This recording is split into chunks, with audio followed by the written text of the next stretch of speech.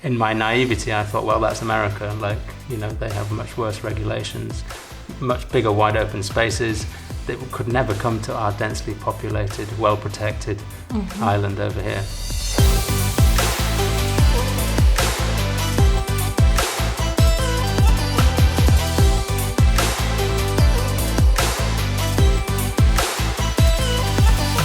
Hallo und herzlich willkommen bei den Gedankendealern, eurem Format für das Dealen mit den besten Ideen und Gedanken rund um das Thema Freundschaft, Spiritualität, Business. Und ich habe euch versprochen, wir machen eine UK-Tour und haben ganz spannende Menschen interviewt, nämlich Menschen, wo wir das Gefühl haben, die die Welt ein Stück weit schöner machen können, wollen oder auch tun und eine interessante Geschichte zu erzählen haben. Und ich bin total froh, wir sind hier in Yorkshire und ich sitze hier mit Eddie Thornton und wir werden über seine Zeit im Anti Fracking Camp sprechen, was er mit aufgebaut hat und was 1,5 Jahre lang sein Leben bestimmt hat. Und bevor wir das tun, werden wir so ein bisschen was über ihn persönlich erfahren, weil ich glaube, dass das relevant ist für die gesamte Zeit, wie sie ihn geprägt hat. Hi, Eddie. Hi. I didn't understand a word of that. Well, I can understand. You can imagine. Yeah, it's just bad things about you and I'm so happy that we get the chance to do the interview together. And before we start, maybe you can give us a little insight about you, who you are, and where you stand right now in your life. Wow. Okay. Short question, long story behind it, huh? You can point out the things that are important for you. I think for me, to frame it in the kind of you're interested in my life as an activist, I suppose, and the journey that I made to get there perhaps is quite interesting. And since you've asked me to do this interview, I've been looking back. Why did I become kind of that active in politics and in activism? And I think it goes back to very young, my childhood. I grew up in this house. It was a very liberal household. Both my parents have liberal tendencies. My mum would be called maybe a bit of a hippie. So we didn't have too many rules and regulations in our life. And then I was sent to Waldorf school, which again is a very free environment where one can express oneself how you choose. And you call your teachers by their first names. You don't wear a uniform. It's very much about self-expression, creative. But then at the age of 11, I was kind of taken out of that system, that place of warmth and love, and put into a state school. Why? Mm-hmm. My parents actually disagreed on Waldorf education. My mum was very much a fan of it, very much a fan of it. My dad thought it was a bit crazy. He thought we were wasting our opportunities. He was a Cambridge-educated doctor. Very conventional English. And so there was this compromise where we would have our primary school in the Steiner school, secondary school would go to state. That was a compromise between your parents? That was a compromise between my parents, Okay, wow. It nearly cost them their marriage. I think because my mum believed in it so strongly, and it really pained her to then see this, what actually for us was a very traumatic transition at the age of 11 when we weren't really ready. I mean, I don't know how much people know about the Waldorf school, but things go much slower. The trajectory of learning, of academic work is much more gradual, but you get there in the end. But at the age of 11, I wasn't prepared. I wasn't at the same level as other children. And so I was taken out of this warm, loving, embracive environment and put into what felt like a very cold, stark, square system where there was all these rules, regulations, and I had this kind of quite a traumatic response to it. And I mean, I've been going back over that sort of experience in trying to understand why I am so drawn to activism and to challenging the system. And I think it was that kind of brutal baptism of fire that I found going into a state school system after the Waldorf experience. Yeah. And then you graduated at the public school system. So from age 11 until what is it in England? Is it 17? 16, 17. I was asked not to continue in that school because I had become a bit of a rebel, I suppose, a bit of a nuisance. I wasn't achieving what the teachers thought I should be, and I was very fortunate that my parents were able to then do a bit of an intervention and send me off somewhere else. And I'm really grateful for that. I know that's not an opportunity that most people have. But I went to boarding school, and that was another quite regimented system. But by that stage, I'd kind of accepted, I suppose, that some things have to be that way. And I found the teachers there to be much more interested. There was a real culture of working and trying hard. And so in that environment, I did much better. I still didn't like the rules, but I did knuckle down and do some work. It's very interesting because I can resonate to the rebel a lot, and I always wonder, is it a personality? I mean, that's a psychological question. So many scientists have to or try to answer. Is it something you come up with? You get born with a tendency of of rebelliousness, or is it something the system? I imagine it's a mixture of them both. I mean, my siblings, I can see it in them as well. Maybe not as strong, but there's this strong reaction to injustice as well that I find so compulsive in me. Like if I see something that I feel is wrong, I have such a strong and visceral response to that that often you can't even help it but to act. And you're 1 out of 5? Yeah, there's 4 others, yeah. And they have that too, that injustice? Yeah. Okay, so maybe it's a way of how you were brought up. I think with your parents, probably so, some of the values your parents gave to you. So if you say you were quite of a rebel, was it more that you didn't want to study, or that you didn't want to follow by the rules, or was it like, how can I imagine? I think going from the Waldorf school to the state school, I think it was actually trying to fit in some ways. I went in there not knowing anybody. My reading and my writing age were lower than my peers. I guess I didn't want to be seen, and I wanted to fit in. I didn't want to bring this kind of otherness into that environment. And I fell in with a popular group of people who were also quite naughty. Okay. And so that manifested in not trying hard in class, smoking, bunking off, all the rest. Okay, and you were how old? 12, 13, 14, 15, all the way through.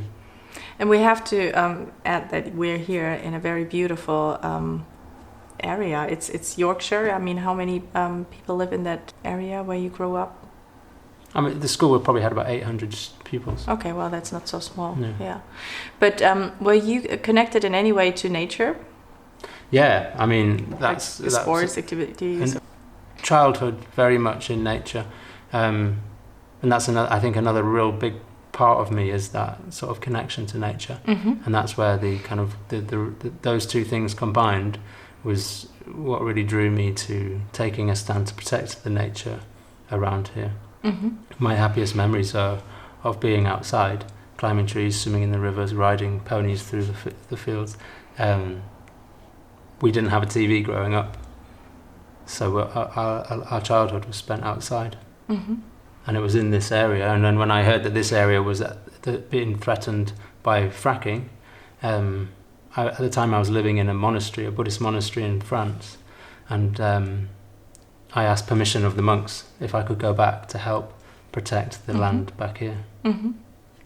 Yeah, it's where we've met. And I was trying to remember how many years it's been, and I think it's been 4 years. And I remember like the first walking meditation we had, we were supposed to be silent, but all we did was talking, and you were pointing out so many things about the agriculture we've seen. So for me it was just a beautiful landscape. We're walking through the wine fields in Bordeaux area, and you were explaining to me, okay, this is monocultural agriculture. This is just pesticides you can see because there's nothing else growing. And and I've just realized that you are quite aware of everything around you, and you were very aware of society. So that's why you lived there, I think, for a long time as well. Also took part in the practice of the Buddhist monastery. But when you've heard that the fracking is taking place, I mean, did you know about fracking in a detailed way already, what the risks were, or how did you find out about the fracking procedure and everything? I think, like a lot of people in the UK, my experience comes from what's happened in America. And there's a wonderful film called Gasland, which every person who's interested in fracking has watched. Gasland, by a guy called Josh Fox. And watching that film, you're absolutely aghast at what those people are doing to the land over there. And in my naivety, I thought, well, that's America. Like, you know, they have much worse regulations, much bigger, wide open spaces. That could never come to our densely populated, well-protected island over here. But it happened. And so, I made it my duty to really look into it, to study it, and then to spread awareness as well. And we tried everything. Like, I joined the local anti-fracking group, and we thought it would be enough to spend, in the end, hundreds of thousands of pounds to employing consultants, to write this objection to the planning application that amounted to volumes, and the council just waved it through. We petitioned our MP, who was supposed to represent us in London. Nothing. He became a pro-fracker. We wrote to ministers, we signed petitions, we did everything that you're meant to do to get your voice heard in a democracy, and it had no impact whatsoever. The only thing it did was to allow us, as the more radical activists, to say to the rest of the community, look, come on guys, we've tried everything now. So the democratic system isn't working for us, so we need to now take it up a level and do some serious boots on the ground protest. This is the only thing left open to us, and we wouldn't have been able to reach that stage of community buy-in if we hadn't exhausted the former processes. That's good to know. Would you be so nice and explain if it's possible, in a simple way, the fracking procedure, what happens? Yeah, sure. How do they do So conventional gas drilling, mining, basically you're drilling a hole into a pressurized reserve of gas. So it's enough just to put the well in, and the pressure of the gas allows that gas to flow up. So it's not as an invasive process. But where fracking differs is the gas is held very tightly in shale rock usually, and if you were to drill in it and just leave it, nothing would come up. You have to stimulate that rock. Effectively, you have to shatter it, crack it, and then that allows the gas to come out. And so they drill down into the shale, drill sideways, and then pressurize that well under such immense pressure with water, chemicals and sand that the rock breaks. The sand then holds those tiny fractures open, that's why it's called fracturing, and the gas comes up. Now, along with the water, you have to put in a whole concoction of chemicals for various reasons, but partly just to lubricate the hole, partly to keep the sand from suspended, and also biocides, because there's such tiny cracks that you don't want bacteria to come up. So that's putting a load of chemicals down. But also, there's chemicals already down there in the deep formations that you don't want to come up with the gas, with the liquids. And you're drilling through your aquifers, your water reserves for the whole of humanity. So you drill through your aquifer, pressurize it. You don't know where those cracks are going to end up. And then you squirt a load of chemicals down and mix with chemicals already down in the rock. And we see in America that those then contaminate water supplies. Even if they don't contaminate water supplies, you're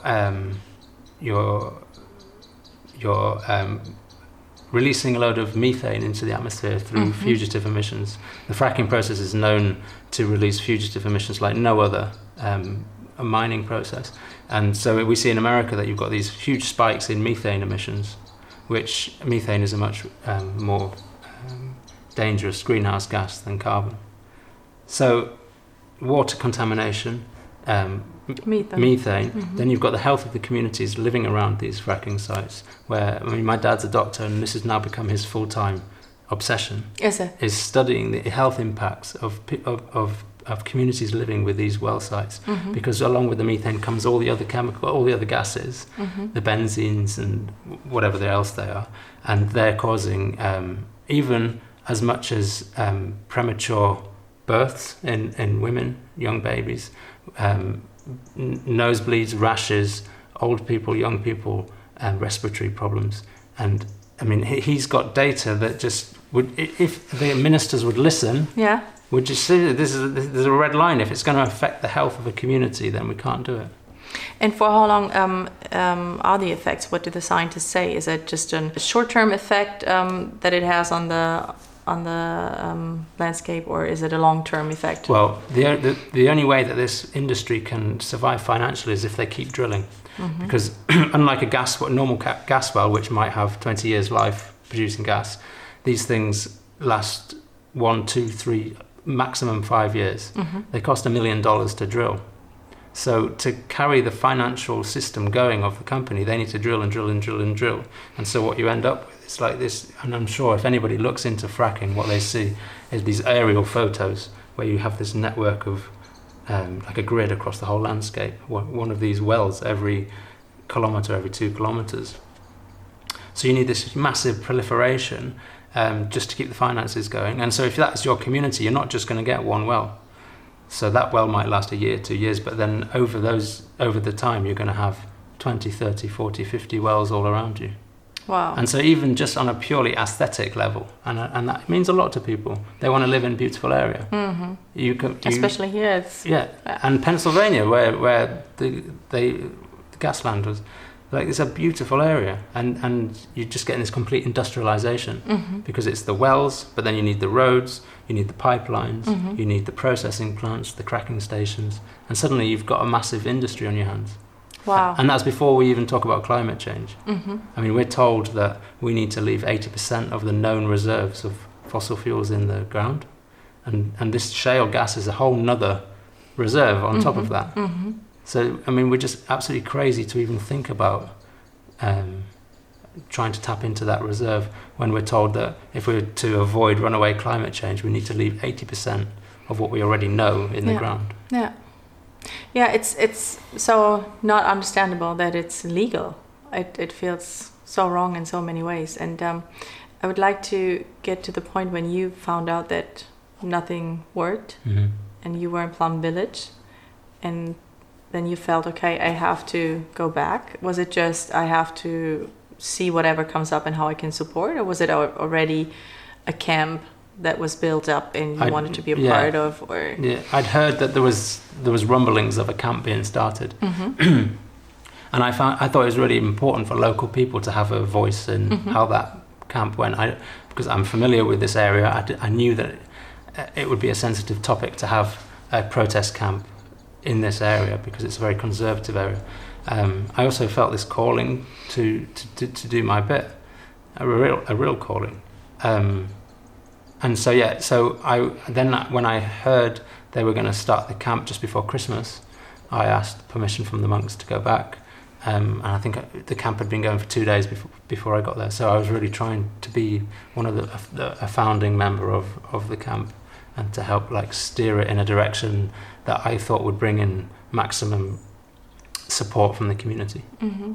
I want to think a little bit about, because since I've been to Plum Village a couple times myself, it's very peaceful there, and everyone is practicing mindfulness, and it's a very respectful community, the way of communication and everything. And then I think after how many months have you been living there before you went back? A year.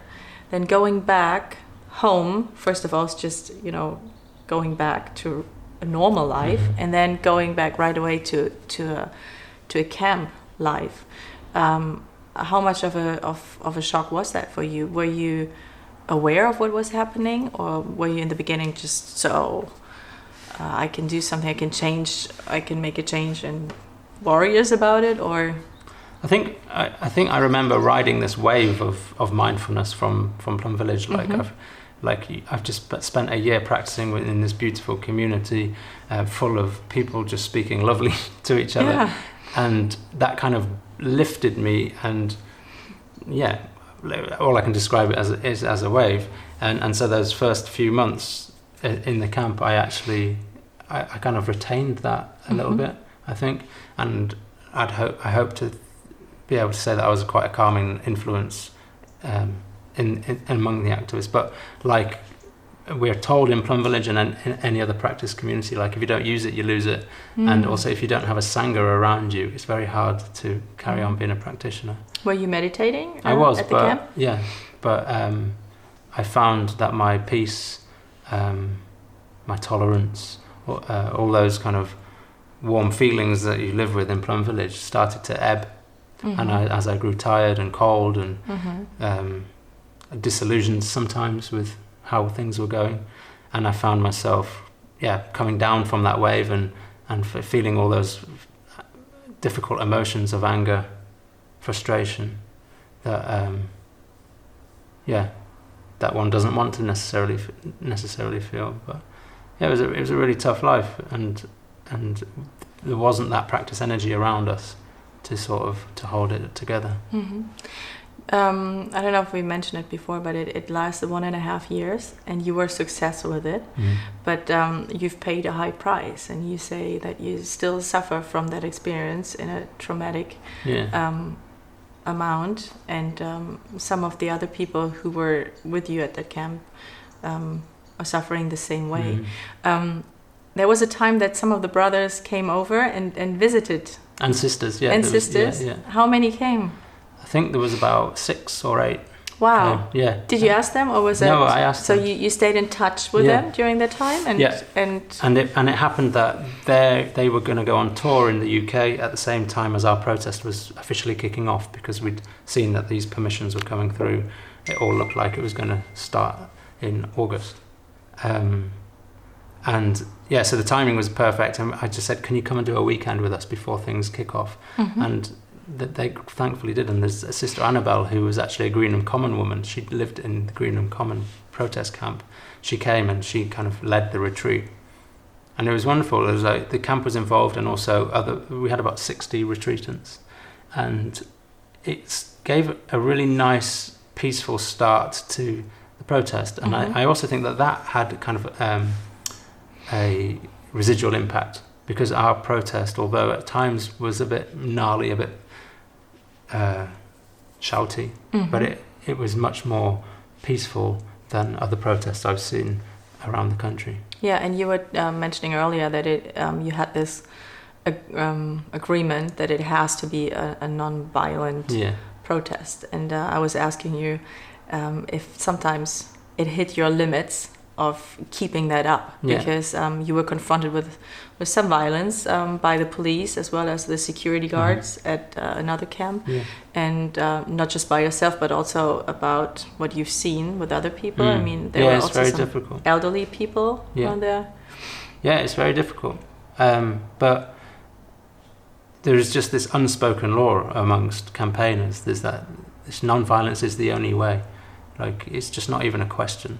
You just don't even think about raising a fist against a security person, against a gas worker, against the police. It just doesn't even come into your head.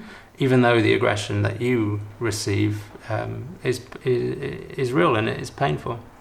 And you talk about the reaction to living on the camp for 1.5 years, and I think a lot of that sort of fight or flight reflex, which you've had to kind of subdue in some ways, is internalized and is still now being processed by me and others from the camp.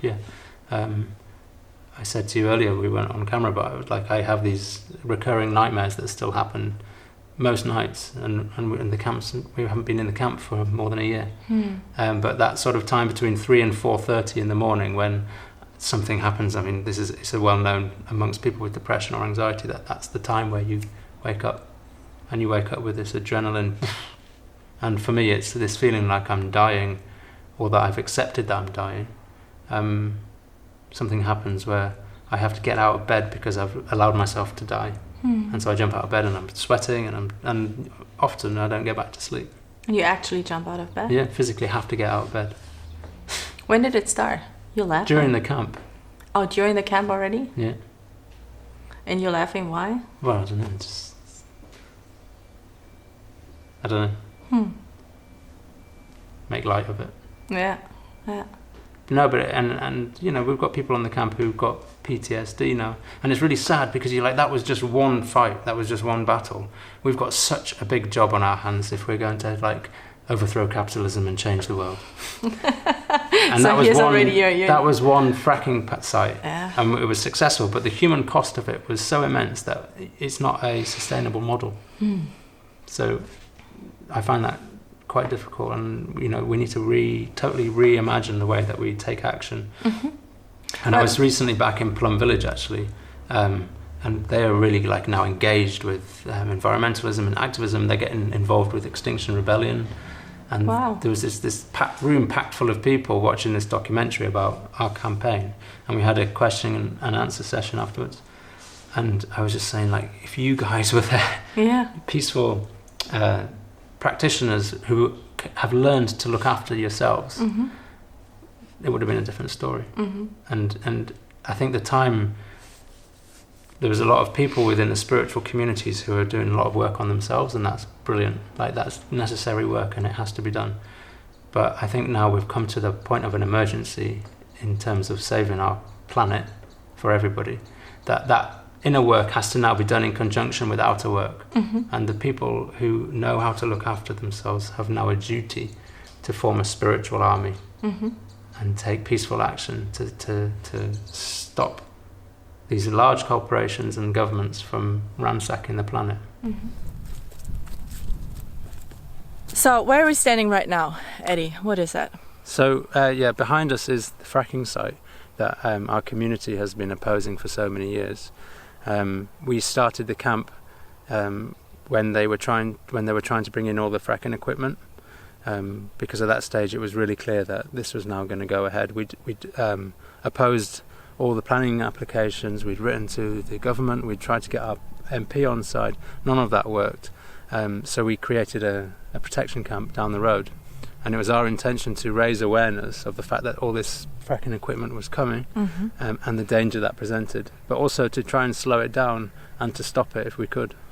Because once you slow it down, they might run out of money. Is that the? Well, the idea is that you make it as difficult as possible for them to do it, and we were pretty fatalistic, I suppose, about the result of this one. We thought they would probably frack this one, but we wanted to make it so hard for them, for the company, for the council, for the police, for everybody, that they would reconsider more of these sites around our area. Okay, so making quite an expensive example of how it would look like if they would do it over and over again, and then we wanted to send a clear message, like, if you want to do this, you are going to have to send 100 police officers every day to every single fracking site, and that's what they sent to this one. That's what my question is going to be. So how many policemen were there in the? So Operation Kingfisher, they called it. Normally in this area we have 2 police officers working at a time. It's very under-policed. Local people complain about burglaries not being investigated and things like that. But the police were able to send 100 police officers. Wow. And that was to a very peaceful, community-led protest outside the gates of a corporation. And those 100 police officers were basically acting as a private army for a corporation. How can they make it possible that they can hire so many policemen from out the whole county to a fracking thing, to an economical project? How is that possible? Because it's state police. Yeah, it's state police, but it's pushing an agenda of the government, though. They wanted this, they were very much pushing for fracking to take off in this country. It was a flagship policy of the government. They really wanted it to happen. But on a more sinister level, I think, is they just want to squash any dissent. They cannot handle it if the citizens stand up, because it really shakes the foundation of the facade, really, that they are holding up. Because really, without our consent, they have no power. And if enough of us stand up, they can't do anything. So when you have these little pockets of resistance, like we found here, they try and stamp it out with a heavy boot. Okay. So we just passed the area where you had the camp. It's just a couple minutes up the street. How often did you guys come to the area here? Well, it was every day. So the camp was a place where activists from further afield could come and live. But our protest was focused on the gate to the fracking site there. So we would go down 7:30 every morning, have breakfast at the gate. Sometimes much earlier. If all of you, or would you go? We'd have to leave some people at camp to hold it there.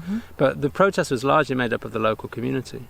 The camp was there as a sort of a catalyst, as a symbol, and as a something to help normalise this idea of civil disobedience in an area where people hadn't done anything like that before. They were very trusting of the police and of the government, and so the camp was there to sort of foster this idea of dissent, and in that respect it really worked. Wow. And for how many hours were you standing at the gate protesting? It depends, but there was a presence there throughout the day. I mean, they had permission to operate between the hours of 7:30 and 5:30, I think, and there was a protest during that time every day. Sometimes we would do more heavy direct action, blockades and such, and they would have to start much earlier, so 4 o'clock in the morning, 5 o'clock in the morning, because the police became aware of our tactics and started coming much earlier. So if we wanted to get a blockade, something to block the gate, we'd have to start going very early in the morning. And to change your tactique many times. Yeah. I remember one video on social media where you were sitting on a hill and were all dragged down the hill. So was that also? That was actually in Lancashire, a different fracking site. Okay. So we went over to show solidarity to another community, and they were facing a much bigger opponent in Quadrilla, and they were building their frack site, and so they needed a lot of aggregate rubble, stone. And we discovered where that stone was being kept, and so we went there as a symbol. I mean, we knew we couldn't stop them from building this pad, but we just wanted to highlight that this is what's happening. And so we occupied this mountain of stone for a short while, and they sent their security guards onto this site that they didn't own. And I mean, you can see in the video they were incredibly violent towards the protesters, and that's kind of the level of aggression that people in this business have to kind of take.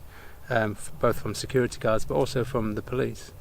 We're a non-violent movement and everybody is 100% committed to that, but that doesn't mean violence doesn't come our way. How did you make sure that everyone is committed to that? Is that like, did you have like a code of honor when you as activists joined the camp, and then you have an interview, or how do I have to? It's nothing as formal as that, but it's just an accepted thing amongst all activists. Like, once you use violence against the state, you've lost, because they will always be able to outgun you. And in that sense, your non-violence is the most powerful thing you have, because it shows them up. When you are very peaceful, the aggression that they use against you is magnified. And it was we never really even had to say it. It was just something that everybody just carried within them. Despite everybody's failings and shortfallings, that was one thing that we really were united upon, is that we cannot ever raise our fist in violence. Wow. What did you do with the anger that must have come up by being treated that brutal or violently, and you have the resistance because you decided for yourself, but you still have, there's the adrenaline, the cortisol, everything is rising up in your body. So what were you guys doing with it? That's still something that I'm dealing with, and I think we could have done it a lot better. I think we could have had much more debriefings, much more sharings to kind of process that trauma, that pain, that suffering. A lot of it was internalized, a lot of it was brushed over, hidden. A lot of these people already had so much trauma from before, perhaps. But I know for myself, I'm still having the impacts of that adrenaline. To this day, I still feel like I do wake up at night with nightmares, with adrenaline panics. And I think that is an internalizing of the the fight or flight reflex that I didn't allow myself to process in the event, and that's something a scar that I still carry from our campaign. Did many of the activists were activists somewhere else before, or do I have to imagine them or you looking at different fracking projects or other environmental projects you disagree, and then you just travel there and then you gather together and work? It was a mixture. There were some old hands who'd been involved in the Anti Fracking movement, but also other protests, and then people like me who were just inspired by the Anti Fracking movement, but also what I saw happening in America with the Standing Rock protests, where the Native American people were uniting against this. And it was such an inspiring story, and it was prayerful, and it was led by youth. And I thought to myself, like, if I was in their culture, I would be that warrior age, that warrior class. Like, I don't have a relationship, I don't have a family, I don't have a mortgage. Like, I have to answer this calling to be a warrior. And so I was among some of the people who did this for the first time. But yeah, there are people who come from other protests, and they carry the trauma from that, and they carry the trauma from their lives. And it has to be said that a lot of the people we rely on as a culture, as a society, to take this difficult task of stopping something are the people who exist on the fringes of society. They're the people who are in pain, and the people who don't necessarily fit in so well. And I think it's a great tragedy that as a society we rely on those people to fight some of the most important battles of our time. For our convenience. I don't know why. Yeah, convenience. Everybody, I mean, this is a fight that we should all be fighting. I mean, this is climate change. It's gonna get us all. Yeah. And it's still that message isn't getting through to people who are busy with their jobs and their families and their. What about the people in that area here? Were they happy that you fought for them, or did they understand even what was going on? The risks of fracking as itself. This area is very largely against fracking. Like, if you knock on the doors of any street nearby here, you're going to get about 80 to 90% people saying they oppose fracking. But that doesn't necessarily mean that 80 to 90% of the people would welcome an activist camp, and certainly then also take action. But we worked really hard to create good relationships with local campaigners and also the local neighbours. We didn't win everybody over. You never will.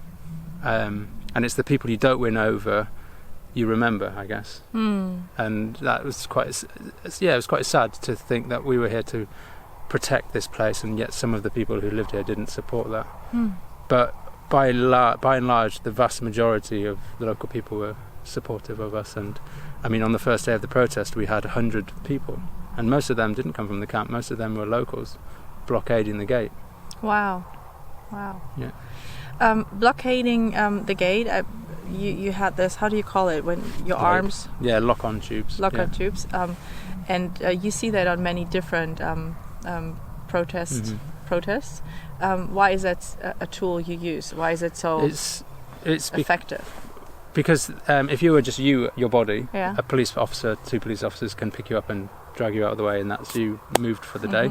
That you could be arrested, definitely dragged away. But if you then add some concrete and metal, heavy materials to the mix, and another person locked onto your arm, they can't just pull you out of the way. So you're sort of forcing the police into a health and safety predicament. They have to call a special team that comes and takes a long time cutting you out. So for 2 people can then blockade a site for a whole day. It's just a way of buying time. But I mean, what do you do? I mean, you have to go to the toilet at one point. Sorry, I'm curious. So how do you do that? Well, I mean, you either decide not to, or you have a free hand and a bottle. Harder for a lady. Yeah. Some people wear adult nappies. Okay, no, you really know you're not serious. Yeah, they do. Okay, good. Yeah, it's very uncomfortable, and you get cold and you get cramp and you're hungry, and it's quite stressful because you're in a very vulnerable position. But you do what you got to do. You have a bigger mission to do, so that doesn't matter at that time. Wow. You said earlier that there was a tactic from the police because you got arrested a couple of times and quite early from the beginning. Yeah. So you couldn't even go back to the area. Can you explain again? Again, it's a really well-known tactic used by police forces around the country in protest environments. They will arrest certain people, usually young men, multiple times for perhaps not so worthy reasons, or reasons that would stack up in court. But they are able then to go to a judge and say, hey, look, this guy's been arrested 3, 4, 5 times. He keeps coming back, causing offences. Can you put a restriction on his movements until he gets to trial? Mm-hmm. So the judge looks at that and says, okay, yeah, it looks like this person is committing multiple offences. Mm-hmm. And in my case, the judge ruled that I wasn't allowed on the road that serves this fracking site. Now, he didn't know that all the cases against me were incredibly weak and wouldn't in the end reach court. So he's just counting, and he sees there. He just sees a list, okay, and so and in the end, I was banned from that road for 9 months, and none of those cases got to court. But it effectively meant I could not join in that protest, and so the police, in effect, got what they wanted. So they use, I mean, in Germany, where you're from, or in France, the police, I think, are more honest. They just hit you with a stick. But in the UK, they use all these dirty psychological... I don't know what's better. I don't know. Do they? Yeah. But in the UK, we experience much more sort of infiltration, psychological profiling. Is it, kind of thing. Yeah. Wow. So there's a big scandal at the moment, and the hashtag that's on social media is Spike Ops. Mm-hmm. And it's through the 80s and 90s, lots of dissident and left-wing and political movements and environmental movements were infiltrated by the police. And they went as far as having relationships with people within those movements. Some even had children with women in those movements. And then after 4 or 5 years, they just disappear from their lives. And really all they were doing was spying on what were non-violent groups doing nothing illegal. And you think that it's still... I think social media now has taken the place of that a lot. I think we're all far too free with what we share on social media, and it's very easy for the police to keep tabs on us that way. But I don't doubt that our movements are still being infiltrated as well. Okay, so we're already in the system as well, Mike and I, because we've been in contact with. Thank you for explaining to us now the risk. No, it's wow, it's really shocking to me, because I always thought you could trust the police and you have your legal rights, and if a county or community says, okay, there's something wrong, you can have your protest and you have your vote or your voice, you know. And the video footage I saw and what you're telling me it's quite shocking. Yeah, and it was a real eye-opener for people around here. I mean, this is a conservative area. They always vote conservative. They have great faith, or had great faith, in the police and the state. And that first day when upstanding members of the community who'd paid their taxes their whole lives were being dragged away from this corporation's gates by the police officers they thought were there to protect them. That was a real eye-opener. Mm-hmm. And I think in some ways that's really good, because I think it's really good to be awake to that. They're not there to necessarily look after you. You find that out when you do something that the state doesn't want you to do. Against the system. Yeah. What does it need to learn to look after yourself? I think a lot of it is just awareness and taking time to check in with yourself. Mm-hmm. And that was something that I felt I just didn't have the luxury to do. Mm-hmm. And so you just run yourself ragged. Yeah, because it's like what you said, you didn't have the channel, and it's all internalized into your body, into your system. And now your body is waking you up because it needs time to deal with those things. I think, and also in the moment, what I would do differently, and especially if I had others around me who were kind of committed to a more of a spiritual path, would be to process what was going on in the time it was happening, or at least that evening. So after a hard day where you've been thrown around, arrested, whatever, you can come back to your camp, and in a safe space you can have a bit of a debrief, like without obsessing about the story of what happened. You can just talk about the feelings, like what that felt to you. And just by expressing it in a circle, in a safe space where people are listening and compassionate, I think that goes a long way to then releasing some of the that adrenaline fight or flight reflex that we all internalized, or in honesty drank a beer to stop feeling. So you never had that sharing? No. None of the activists? Not in our camp, no. No, and that's a deep regret of mine, and I think that for a campaign to be successful, I really believe that is a necessity. You were arrested quite some times, and when we arrived yesterday, you just had your last court case, and everything was dropped, right? My first trial, where I was arrested for locking on with the blockade in an entrance to a gas site. I was convicted of that, but I've had 7 since where they've all been dropped, and that's not uncommon for activists. The police tend to bring cases more readily against protesters than they might other people. But how do they catch up to that? If you say there's a tactic, so do I have to imagine there's a file for the police? Okay, you're activists, this is how you deal with them? And I'm sure there is, yeah. Yeah, that's the way? Because we see the same tactics used by police forces around the country. I think there's a national strategy. Wow. And not only that, they actually, the UK police label Anti Fracking campaigners as domestic extremists and use their counter-terrorism department to police us. I remember some of the footage you shared on social media that someone, I don't even know if it was you or someone else, confronted a security guard or a policeman about you don't have to do it. You don't have to do it in a very humanizing way, in a way try to empower the other one to think about what you're actually doing here, because you're human and you don't have to. Yeah. But it didn't work, and to me I think it was such a great idea to do that. Yeah. And not build up. Definitely. A like confrontation, it's a waste of time, and it doesn't help you. It doesn't help the movement. It just entrenches the other side if you come at them with aggression or even this idea of otherness. Like, it's far more powerful to forgive them and embrace them. It's hard to do. It's hard to do when they're being rough with you, and especially with the police. But have you ever been successful, like with one policeman or with one security guard? But there's this beautiful story of a lorry driver turning up at a gas site. This just down the road, and I wasn't there, but there was a couple of protesters there, and they reasoned with him. They said, "Mate, do you know what you're doing? Do you know what's on the back of your wagon? Do you know what that's going to be used for?" And he stopped and talked to them. They spent half an hour discussing fracking and what it does to the environment. Wow. And he was like, "Right, I'm not doing this." He drove off, went to the nearest lay-by, dropped his load, called his boss, said, "I'm not delivering that," drove off, and then the next week he came and joined the camp. Wow, that's a beautiful story. Yeah. What's his name? Chris. Cool. Yeah. Great guy. Yeah. I mean, so it works, and if you're reasonable and come with love and not aggression, then those sort of stories can happen.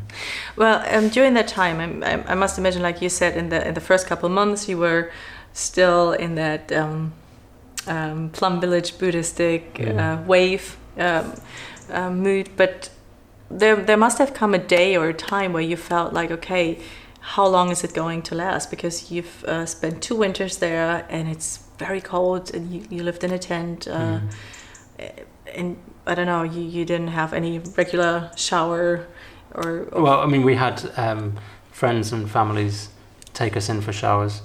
The local community brought hot food every night during the protest. But yeah, it was not a nice place to live in, especially in winter. There was a problem with rats. Rats climbing over your chest in the night. Really? Rats eating cables from people's cars. Yeah, mud. The mud was like the Somme. It was really difficult. So have you ever reached a point where you felt like, okay, if this is going to last for this amount of time, I'm out? Did you have set like a limit for yourself? How long? I think we all said. Well, we said at the start when we formed the camp, we said we're only here until they either go bust or they frack. So by the time all the fracking equipment was on site, we were like, okay, they're going to frack. We've done our best. We've held them off. We've caused a massive stir in the media, in politics as well. Everybody knows what's happening here. well done. Job is done. They're going to frack, then we'll take the camp down. And then a week passed, and then a month, and nothing happened. And so we had to carry on with the camp.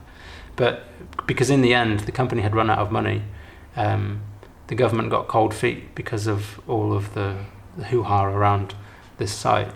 And they refused to give them final fracturing consent because they didn't have the finances to A, carry out the work properly, and B, if something went wrong, to clear up. And because now there was such a public scrutiny on the site, the government was a bit scared. So then in the end, against all odds, the fracking equipment started getting pulled off the site, and it felt like a bit of a miracle. How was that? I think by that stage we were just absolutely buggered. We were done.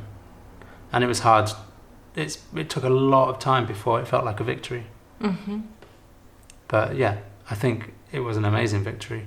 And it shows what a community that's united can achieve. And for me, that is the most important lesson. And it's what I tell anybody who will listen is like, you have so much power. You just have to know it. You just have to believe it. And you just have to knock on your neighbour's door and know him. Get together and do something together. And then this facade of power that you think the state or the police or the government has, it disappears because it's us. We have the power.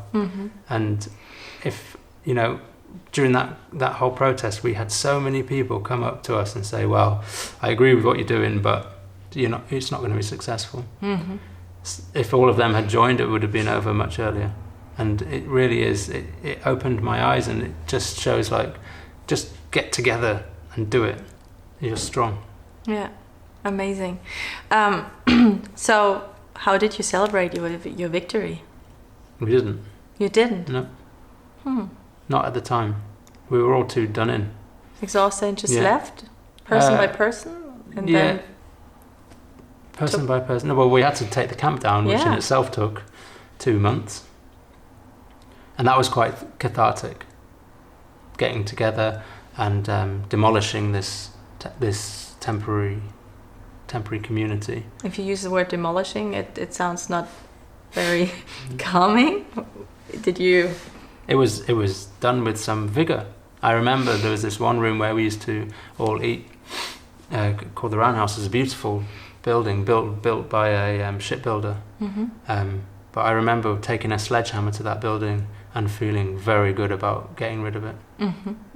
Because, it was our war chamber. There was amazing actions had been planned in that room, but it was also a room where there'd been a lot of pain. And it signified the heart of the camp, and it was good to know that the camp no longer needed to be alive. Wow. That seems like a great channel, so you have done some of the closure, but there still needs something else to be taken care of, you say. So you said earlier that you would never do something like that again. Is that because of the trauma it caused, or because I think there's a level of that. I wouldn't want to put myself through a year and a half of that again. But more than that, I don't think it's necessary. And looking back, I think we can be a bit more clever with our tactics. The camp structure is a hangover from the 1990s road protests, where activists would blockade a site where a road was going to go through. They'd climb the trees and create a physical obstruction. And that was really useful in that sense. But for fracking sites, those sites are now behind 3 or 4 fences, and there's no way you're going to get on to occupy them. But we still make a camp, and then the camp's further away from the fracking site, so you've got all that energy in maintaining that camp whilst trying to protest here. I think we could be far more effective if, as activists, we go into a community and we build a movement from within the community, almost invisible. And so it's really that community that's kind of rising up to protect itself with the help of some people who can say, look, these are the tactics that work, don't worry about police, these are your rights, but really make it a community-owned protest. And I think that would be far more exciting. Because why should we, as a culture, as a society, why should we rely on travelling activists to come and protect us? Like this is our neighborhood, this is our community, this is our land. Like we owe it to the land to look after it ourselves. And often it's the marginalized people who are already suffering so much who have to come in and do that sacrifice for us. And I think that's a little bit out of balance. I think it should be communities standing up and being brave enough to stand up. And if we can help as activists, if we can help with that, then I think that's a far better use of our time. And now you live in a community in Camp Hill. And is that the life you're planning on living, to live in a community and keep? Yeah, I think community is the way forward, and I feel most alive when I'm in a community, living a shared life. I think so many of our problems in society are because of individualism, and loneliness is an obvious effect of that. But also financially, it's like, why do we all have our own car, our own house, our own washing machine, servicing our own mortgage? Why don't we pool that? And then pool our leisure activities as well, and our food and our eating, and it just makes sense to me. And I think that everybody, they probably don't even know it now, but has this yearning for togetherness, for collaboration, for working together for a common purpose. Yeah, and I'm very lucky to have found a community where that's all part of it. And that has, with Camp Hill, that has been a criticism in the past. It's like it's all encompassing, and that means it becomes a little bit introspective, inward looking. We've recently, in the last years, been through a very big crisis where we almost didn't continue to exist. And through that, we've become a lot more outward looking. Now we've got properties outside of the village. We've got a shop and a bakery outside of the village, a craft room outside of the village, and much more interaction with the local community, who were a big part of saving us. But it's still something that we need to work more on, and I think it's really important because the way that we live and work together could be an inspiration to wider society. So it's not something that we should hide under a bushel. Exactly. Yeah, that's why we're here. To raise some awareness on the way you live. So the rebel inside of you, the warrior, is he still there, or is he tired and No, he's still there, and I see living in this community as a rebel act as well. Like we're saying we don't need to go by the normal capitalist, individualist. Let's hoard as much as I can for myself. But also in terms of activism, I'm in the process of taking the government to court over fracking, over the site where we were earlier. It's a different form of activism, but it's still, I believe, a warrior existence. I'm just not out on the streets getting arrested. Yeah. Wow, thank you so much, Eddie, for sharing with me. Is there anything you want us to put in the show notes? Of course, Camp Hill, we're going to put in the show notes. Anything you want to raise? Well, I mean, I would really, anti-fracking. I would really appreciate any help towards this court case that I'm taking. We raised our initial fundraising target, which was £10,000, but that's what gets the lawyers out of bed. We've also had to employ a public finances expert, and to take it all the way to the High Court in London, it's going to cost about £35,000. So if I could put a link to our crowdfunder, that'd be really good. We've got a strong chance of winning according to the lawyers. They think the government's broken the law. And so they're quite confident, and I'd really love the opportunity to close this site down for good. Because you're not sure yet. It could. I mean, the license still exists. They could come back tomorrow, but this court case would, we hope, mean that license is revoked. Okay. Yeah, we'll put it all in the show notes. Let me know if there's anything else I can do to contribute to the things you're doing. Bring your family and move in the community. Yeah, well, Mike is behind the camera. We already said that. No, it's a beautiful place, and it seems like a very warm place, and it's so natural and authentic. It's I already feel like after just being here for a couple of hours, like I'm slowing down. Or it has been the CBD oil you gave me. No, but it's legal in Germany, so I'm fine with that. So. It's a healing place. It seems to be, and it's something. It has to do, I think, with addressing and talking to people on a very natural way of human beings, and don't make any differences in about abilities, age, gender. I would think it's just all, an equal view, a perspective of humans and people. Thank you very much. You're welcome. Thanks for coming. Ja, ihr Lieben, ich bin total reingezogen und in meinem Kopf arbeitet schon, was ich machen kann. Und ich wünsche mir natürlich, dass, wenn ihr das seht, dass ihr euch zum einen über Fracking informiert. In Deutschland ist es verboten, aber es ist auf jeden Fall etwas, wo wir einfach ein Bewusstsein für haben müssen, was passiert gerade in unserer aktuellen Phase. Und dann auch natürlich die Überlegung, was gibt es für Lebenskonzepte. Also schaut es euch an. Ich glaube, dass wir da uns eine ganze Menge von mit abgucken können. Wir haben nochmal einen Podcast gemacht mit Mark Barber, der auch in Camp Hill wohnt, der noch ein bisschen mehr über die Community spricht. Und wenn ihr Fragen habt an Eddie, if someone has any questions, we can forward them to you. Absolutely, yeah. Ja. Und ansonsten Kommentare sind immer willkommen, Likes natürlich auch und abonniert das Format Gedankendealer. Vielen Dank, dass ihr dabei wart und liebste Grüße hier aus Yorkshire. Bye bye.